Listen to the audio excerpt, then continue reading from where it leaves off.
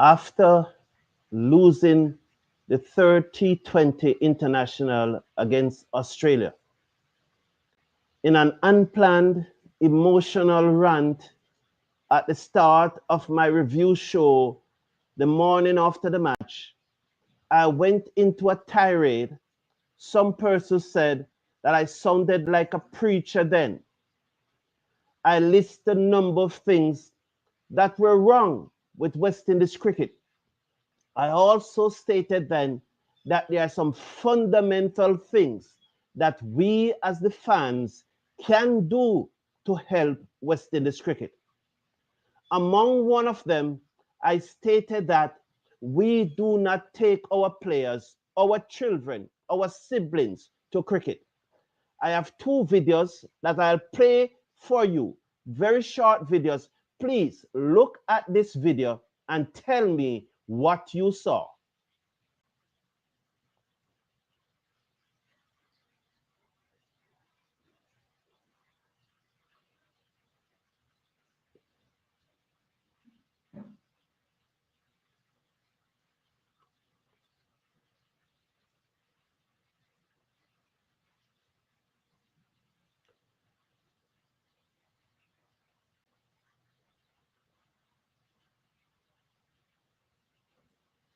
So those were the boys that lined up with both teams. Those were the children, because I don't quite remember if I saw a girl in the image, but you can tell me. So, but to be safe, let me say those are the children that lined up for the start of the opening ceremony in the first T20 international again between West Indies and Pakistan at Broward County. If you saw what I am seeing, you would have clearly seen that there were only 3 hectic West Indian children among the 30 that were there lining up for the opening ceremony. It gives an indication that although we are here and we criticize West Indies cricket, we don't get our children involved. We send them to play football, hockey, lawn tennis, all other sport, but we do not get them involved in West Indies cricket. Yet still, so many of us blame every single thing on West Indies and cricket West Indies. We blame it on the players. If we do not get our children involved, if we do not start getting our siblings involved and introduce them to cricket, how then? How then are we going to broaden the pool? I said then a week or so ago that is something that all of us can contribute to, allowing, getting, introducing cricket to our children and our siblings, because when we do, we will broaden the pool. Hello everyone, and welcome to the #1 cricket channel in the Caribbean. I appreciate your company and I thank you very much for being here. Now, there is enough blame to go around why West Indies have lost their last 12 matches on home soil. 3 to Bangladesh, 8 to Australia, and 1 thus far to Pakistan. Tonight, we'll be playing our 13th consecutive match on home soil. Hopefully, West Indies can turn this around. Now, you can blame the coach for definitely he has made a number of poor decisions that you and I have seen that would have contributed to the result. You can also blame the players for not taking responsibility, for not putting their wheel to the shoulder and fighting through. Many of us would say that the coach has failed to motivate these players. No matter which side of the argument that you come down on, one thing is undeniable. These poor players are not performing at their best. Because although they are poor players, we are seeing that these players are not putting out their best. They are not giving us their best shot. And one may ask, what is the reason for this? Is it that the coach have failed to motivate them? Is it that they are simple down tool? Is that? What is the problem? For many years, I have talked about player power. I have done over 1,500 videos. And if you look back at those videos, I'm sure that at least 30 or 40 of those videos have identified players' power as one of the biggest issues in West Indies cricket. I have always advocated for West Indies cricket to give a coach absolute power as one of the measures to stamp out player power. But when a coach have absolute power, he must use that power in an intelligent way that does not seem to alienate or malign anyone. Of course, there are players who will not be in agreement to what decision the coach has taken. But if that decision can be looked upon by majority as a rational and fair decision, then he will have respect. At the end of the day, what you really want from your coach and what one of the things that the players are looking at from their coach is that he's fair, he's honest, and they understand the decision that he's making. This coach have made numerous decisions that, from what I'm hearing, have divided the West Indies dressing room. Right now, in this West Indies dressing room, there are two cliques. Yes, there are one clique for one player, and there's another clique for another player. This is not good for West Indies cricket. This is something that will has the potential to unravel West Indies cricket. It is simply not about removing one person and then replacing that person with another. Because if A have one set of players supporting him and B has one set of players supporting him, A will continue having his support whatsoever decision is made. And B will continue having his support whatsoever decision is made. So, for example, if A is presently the captain and you remove A from the captaincy, his supporters in the dressing room are not going to be happy. And if you do not remove A and continue to alienate B, his supporters will not be happy. So there is clearly a divide in the West Indies dressing room, and it is not about simple removing one person for the other. It is not as simple as that. There must be a unifying effort. Now, this is where you'd expect Cricket West Indies president to come in and make decisions that will unify that dressing room. For clearly, and I'm telling you, it is now out of the hand of the coach, because the coach is the one that have made these decisions that have caused a rift among West Indies players. Now, can the president step in and do this? I doubt that very much. Why? Because after being bowled out for the 27, Cricket West Indies president made an insular comment that in itself widened the disunity in the West Indies dressing room. So I don't know who should step forward. Is it the director of cricket? Is it CARICOM president? Who's going to step forward and seek to bridge the gap? Do we need a clear out? Do we need to remove A from the captaincy?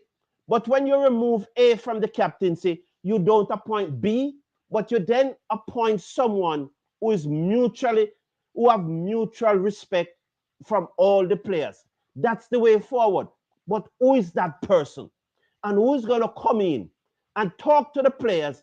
And the players are going to see someone that is unify them, especially when Cricket West Indies president made that unfortunate comment.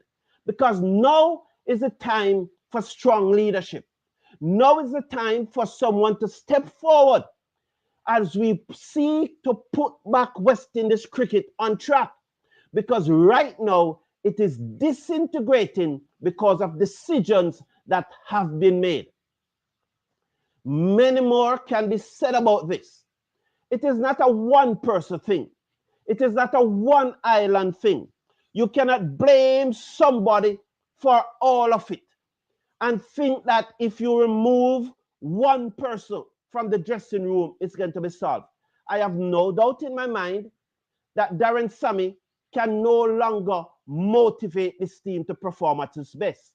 But I'm simply here saying that although Darren Sammy must go, removing Darren Sammy won't solve the disunity in the team. It has grown so deep that someone has to step up and show strong leadership right now. As we look forward to this evening match, however, we are supporters of the West Indies cricket team. We want the West Indies cricket team to win. We want them to win a series. And I hope that they will win this evening. As we saw in the stands on Thursday, it appears that there are more Pakistani supporters in the ground than West Indian supporters. I am calling upon West Indian supporters around the South Florida region, in New York, in Florida on a whole, in Atlanta, all those places, to come down and support the West Indies cricket team this evening. Let's demand from our players a high standard. Let them hear from us, the supporters of West Indies cricket, that they have an obligation to go out there and do their best. The differences in the team is not petty. It runs deep. You would say they are professionals and they should be able to put that behind them. As I explained, I don't know if I did on this show or to a group of persons, but as I explained, when you have differences between co-workers, it is easier for you to work and do your work just like Roy Keane and Schumacher used to do for Manchester United. Both of them did not like each other, but when they go on the field, they represent Manchester United. The difference, though, in that is that none of those players felt shafted by Manchester United. They never felt shafted by their boss. The situation with West Indies cricket is that the players have felt betrayed by their boss.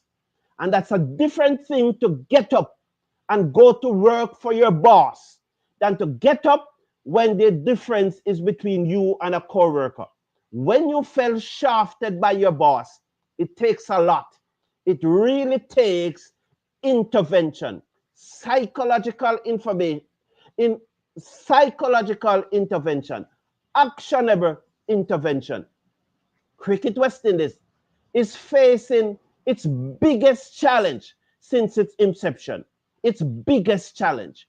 There's a rift in this team and it needs to be resolved, and it needs to resolve quickly. Otherwise, we have not yet reached the bottom of the V.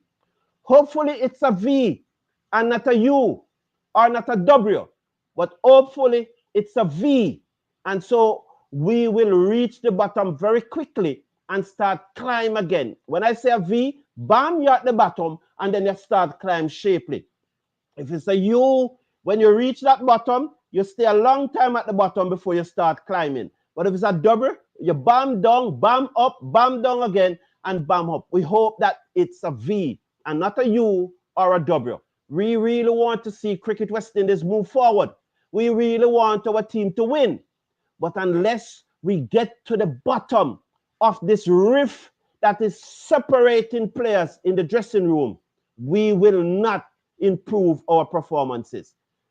When you look at those players, if you're at the game, if you have been attending the games, or you're watching on television, I don't know how clear it is on television, but when you look at those players are not happy. Those players are just going through the motion.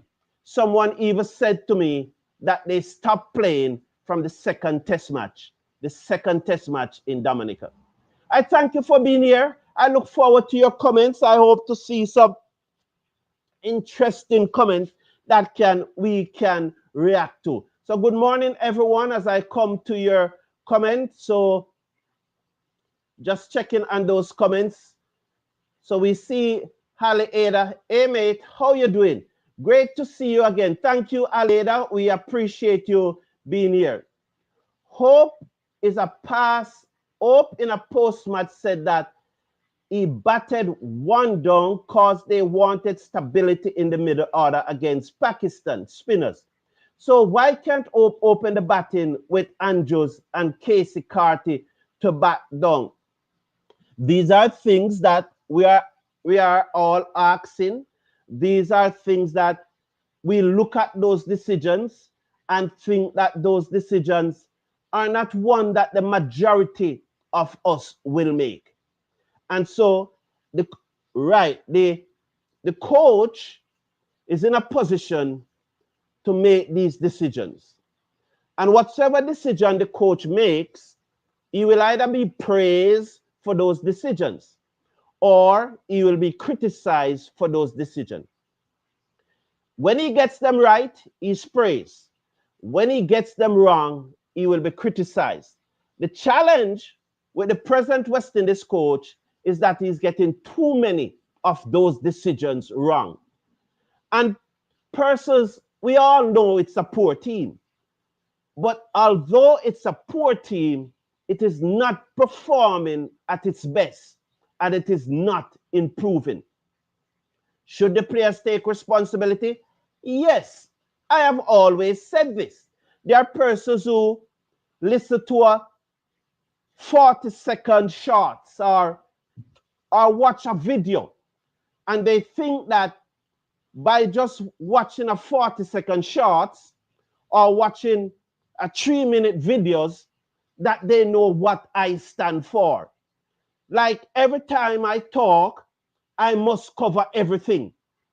There are 1,500 videos on this homepage. So before you watch a 3-minute video or a 40-second clip and think you know what I stand for, I encourage you to watch some more of those.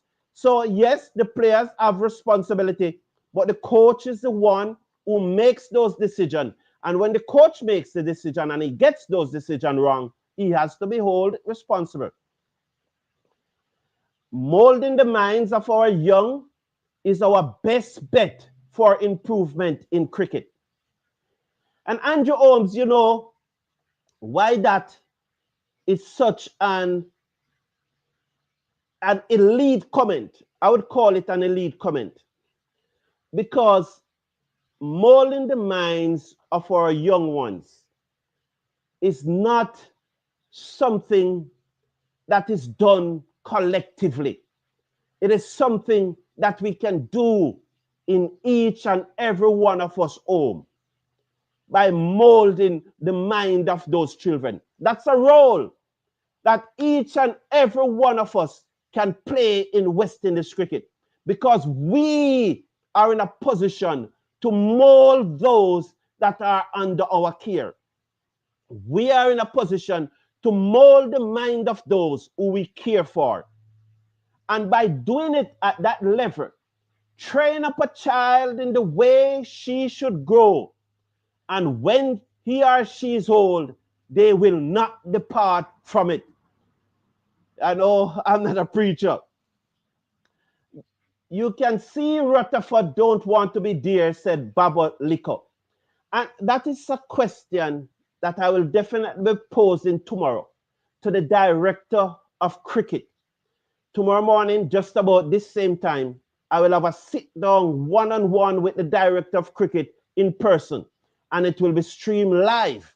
It will be streamed live courtesy of TV and Cricket Power Play, who will be producing the event. Yes, it will be live on the Cricket Forum, but I will be meeting up with my friend Elton Tucker from TV and Cricket Power Play, and he will be producing that for us.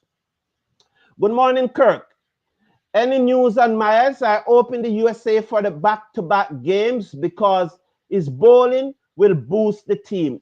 No, I've not heard any news on Myers. To be honest, I haven't been checking you after the show yesterday. I've been really having some fun. I've been really out and about and not really paying much attention to what is going on in West Indies cricket. Yesterday, there was a time when I think I was reading some comments and I was responding to a few. As usual, there are some comments that don't worth responding to because the agenda is always the same. The agenda is about one player and never about the West Indies team as a collective. The comments are projecting to imply something that I said that I never said and so on. And those that I met up on that are disrespectful, I immediately remove them. But I did go through some comments yesterday and I did respond to a few comments yesterday. So Sheldon Smith is saying, the fans are to blame. I warned them when they were mishandling the Etty situation. Now there's no turning back. Well, Sheldon, I hope that last part of your statement is wrong. I think I said to somebody this morning who said that West Indies cricket is dead, that Jesus rose Lazarus from the dead. So I really hope the last part of your statement is wrong, Sheldon. And there is a way that even if we do not have a V shape, at least we will have a U shape. And so sometime in the future, we will again start to rise. As Jeffrey Dujan said, and I forget, because I needed was to upload that post.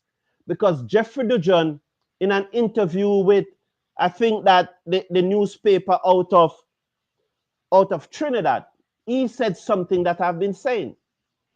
He said, I don't know if these were his own thoughts or he probably listened to the Cricket Forum, but either way, if what I said resonates with a legend of West Indies cricket, I appreciate it. But Dujan said what I'm saying. He said it's not more competition that is going to make West Indies cricket better. It's investing in the fundamentals. It's another way to saying that we need to get the basic right. Jeffrey Dujan said investing in the fundamentals at the grassroots level, and then in the next 5 to 6 years, we will see the result of that investment at the grassroots level, investing in the fundamentals. And I agree with that statement 100%. So Sheldon, I hope that we can turn back. In truth, we want that V shape. You come to the bottom and then you go back up quickly. We want that V shape. But if we get a U shape, where we see now that results and performance are stabilizing, and then we start going up back, I'll be comfortable with that. What I don't want, though, is a W, where we keep coming down, going up, coming down, and going up. We do not want a W. I hope you understand that. West Indians, I don't, West Indies bias for, I don't understand the comment, Tony Franklin. I can't. West Indies bias against light skin and Indian player. I don't think Tony Franklin, Tony Franklin, I am sorry, Tony Franklin, but I don't understand your comments any at all. So it's unfortunate that you would have made those comments, because I have always made the point that so a man thinketh, so is he. And so it's a reflection of your cognitive deficiency why you would be thinking that way. I definitely think so. And again, it shows that when someone's call out someone as being biased, it is because they themselves are biased. They do not possess the cognitive skill set for rational reason, and they see things only one way. So it's just unfortunate from our friend there. So I I want to thank all of you from tuning in. I look forward to the game later, and I hope that we will, you know, be united as West Indian fans, and don't be like that Pratt who think that West Indies cricket is trying to divide us further. So of course I will remove him from the channel. You will never see this channel again. I have some technical difficulties removing him right now, but I will remove him from the channel without a shadow of a doubt, because he will never be able to make another comment on this channel, because you do not come on this channel and make those comments and think that we should keep you here. Because how can somebody say that West Indies cricket is against Indians? That's just not fair. There's no supporting evidence to show that, and he should not have said it. I'm very disappointed that he said it. So thank you all for that led. So Sheldon is saying that led to the situation where we can hire unqualified coach under the mistaken impression that fans would accept anything. Now, I've looked at the live chat and I saw where 88% of you believe that there is a division in West Indies cricket. And so I just simply hope that it can be resolved, and I definitely hope that it can be resolved. You see, the thing about it, I have removed Tony. I have removed him. The thing about it, we as West Indies supporters, we can't think that one ethnic group can solve the problem.